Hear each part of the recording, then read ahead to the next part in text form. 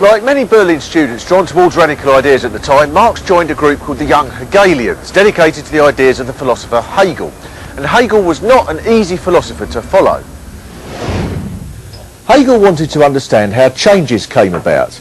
Any idea, he said, comes into constant conflict with other ideas.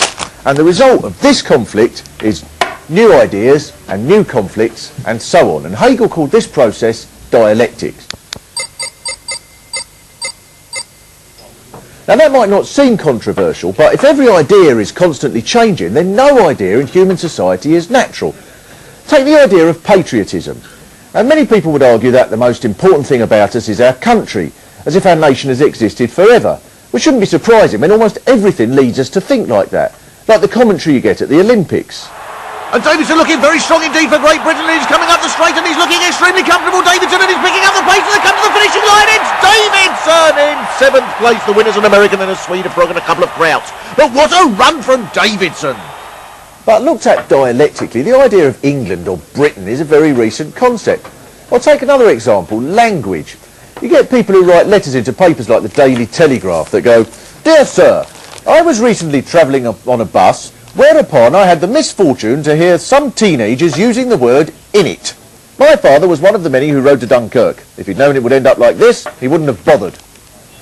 But looked at dialectically, the idea of a proper language doesn't make sense as it's constantly changing. You might as well say, why do we never hear the word forsooth anymore? That's the trouble with people born after 1604, no respect.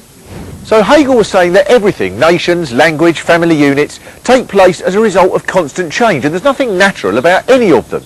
But then he went on to argue that this change is a continuing process. And most of the time it happens behind the surface, invisible. So take a potato.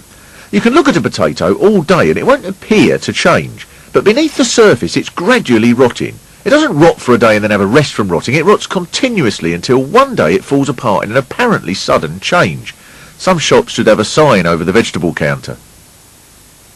And the same process applies to human society. If you look behind the surface of any social upheaval, you'll always find a gradual build-up of people becoming frustrated to the point where they're ready to burst with rage.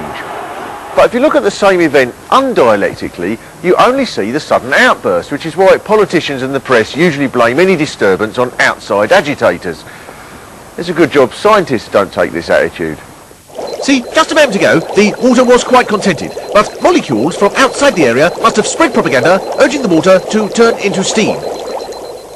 Marx agreed with this, but concluded that there was a flaw with Hegel's theory, because for Hegel, changes in society were driven by ideas. And in this sense, Marx said, Hegel was upside down, because it's not the ideas in our head that determine the lives we lead, it's the lives we lead that determine our ideas. For example, there's religion.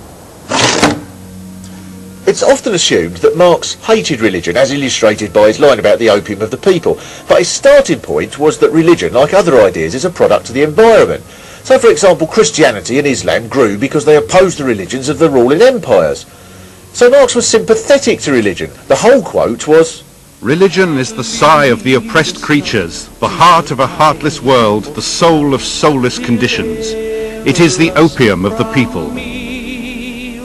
The trouble with Cliff's music is not that it's religious, so is Bob Marley's and Aretha Franklin's, but Cliff's is sanctimonious tea-cake vicar of Dibley Parish Council stars on Sunday, I'm going to heaven because I bought an unwanted tin of apricots at the Harvest Festival religion. After 5 years in Berlin, Marx had become a renowned doctor of philosophy, but he'd also become aware of its limitations. The philosophers have only interpreted the world. The point is to change it.